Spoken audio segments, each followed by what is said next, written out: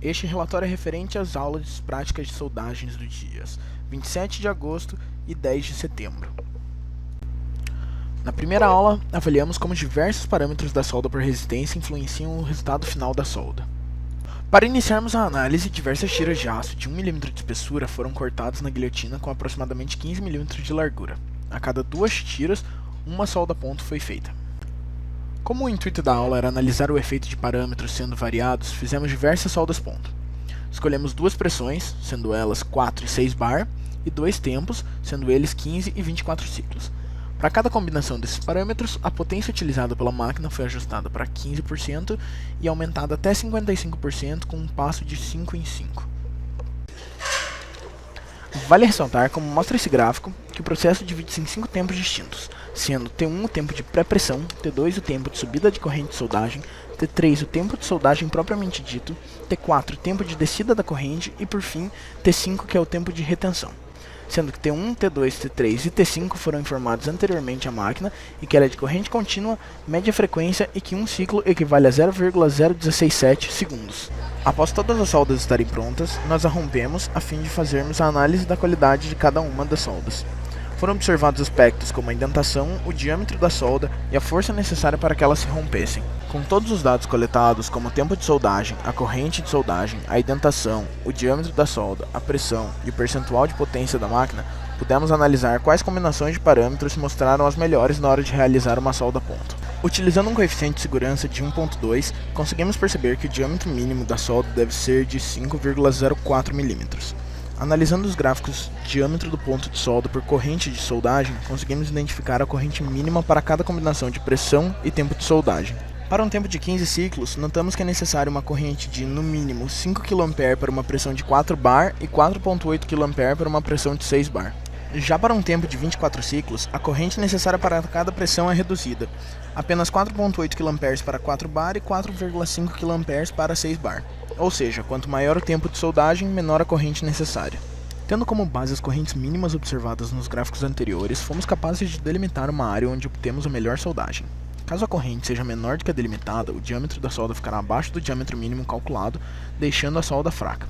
Caso a corrente seja muito alta, o splash irá ocorrer de forma muito intensa, podendo prejudicar também a solda. Na aula seguinte, analisamos a carcaça de um Lupo, carro da Volkswagen semelhante ao conhecido Fox, com o objetivo de identificar, quantificar e qualificar as soldas existentes e outros métodos de fixação.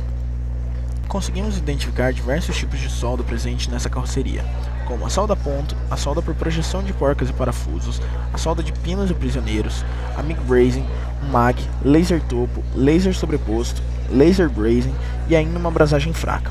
Junto de todos esses métodos de soldagem, a carroceria necessita também de outros métodos de fixação, como a grafagem e também a colagem. Vamos falar primeiramente de um tipo de solda por resistência, a solda ponto. As soldas por resistência são possíveis pela combinação de pressão e pelo aquecimento gerado pelo efeito Joule, ou seja, quanto pior for a condutividade elétrica do material, melhor a solda. As variáveis de processo em questão são corrente, tempo, pressão e, em alguns casos, a velocidade do contato. Quanto maior for a corrente, maior é o diâmetro da solda, pois potencializa o efeito Joule, bem como o tempo. Já quanto maior for a pressão, menor o diâmetro da solda, porque aumentando o contato, menor é a resistência à passagem de corrente, minimizando o efeito Joule. Algumas vantagens desse processo são a rapidez, o custo do processo, a facilidade da execução, a automação e não gera deformações, pois o volume da solda é pequeno. Em compensação, a instalação do processo é cara, o processo gera faíscas, podendo causar problemas nos equipamentos e perigo para trabalhadores. Como pode-se ver na figura, a solda ponto é composta por 7 resistências, sendo R1 e R7 as resistências constantes dos eletrodos superior e inferior, respectivamente. R2 e R6 as resistências do contato entre o eletrodo e a chapa superior e inferior, R3 e R5 as resistências da chapa superior e inferior, nessa ordem, e R4 a resistência do contato entre as chapas, a qual deixa de existir durante a fusão, ou seja, a resistência total no processo não é constante, e sim uma função do tempo. Outro aspecto importante durante o processo que vale a pena ressaltar é a variação da temperatura ao longo da linha de centro do conjunto chapa-eletrodo, que ocorre da maneira mostrada no gráfico por conta da superfície de contato entre as chapas ser maior do que a superfície entre eletrodo e chapa, o que influencia diretamente a resistência, logo o efeito Joule. Sobre as soldas pontos, observadas na carroceria, observa-se que elas representam a maior parte das soldas com uma ordem de grandeza de 4 a 5 mil pontos ao longo de todo o carro. De um modo geral, as soldas foram bem feitas, apesar de algumas não estarem muito bem espaçadas, ficando algumas muito próximas, o que é prejudicial pela possibilidade de ocorrer fugas de corrente, diminuindo a qualidade da solda, e também por algumas quase não apresentarem indentação. Continuando a falar sobre soldas por resistência, outro tipo que foi encontrada foi a por projeção de porcas e parafusos. Ela consiste em uma das peças a serem soldadas ter pequenas projeções ou ressaltos, na quais são feitas as soldas. Pode-se dizer que tem uma quantidade razoável dessas soldas na carroceria. Também foram identificadas soldas a arco elétrico, que têm como característica serem mais lentas e as zonas fundidas serem maiores. As soldas vistas no carro foram MAG, MIG Brazing e pino prisioneiro. A solda MAG acontece por fusão e utiliza um metal de adição. Sua eficiência da fonte de calor é consideravelmente alta, fica em torno de 80% e utiliza-se um gás ativo para proteger a região de solda. Depois das soldas a laser, esse tipo de solda é a que há em menor quantidade e é utilizada para soldar aço com aço. Prosseguindo, a solda MIG Brazing é a união de processos MIG com brasagem. A solda MIG ocorre de forma análoga à MAG, porém, nesse caso, o gás é inerte. Já na brasagem, utiliza-se um metal de adição sem fundir o material base. Dessa forma, no processo MIG Brazing, usa-se um arame com metal diferente, bem como outro gás, enquanto apenas o metal de adição funde. Essa solda tem como característica apresentar cor avermelhada e dificilmente furar a chapa. Esse tipo de solda pode ser encontrado em grande quantidade por toda a carroceria do carro. Por fim, a solda de pinos prisioneiros é realizada a partir de uma descarga capacitiva, para que sejam utilizados como elementos de fixação.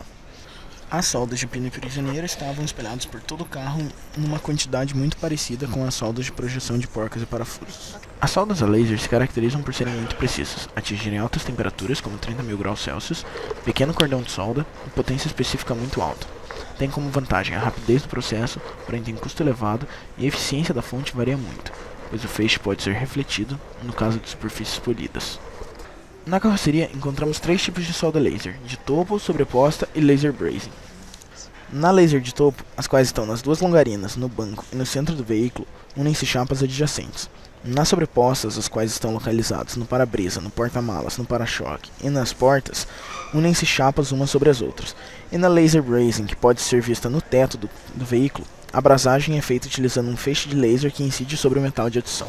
Também identificamos uma brasagem fraca localizada na porta, que é caracterizada por um metal de adição apresentar temperatura de fusão menor que 450 graus Celsius.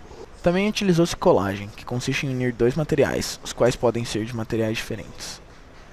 A colagem foi utilizada no teto do carro, pois, por um aspecto estético, não poderia utilizar soldas. Por fim, o método de conformação grafagem também foi utilizado, na qual realiza-se o dobramento de uma chapa sobre a outra. Este método foi muito utilizado nas portas.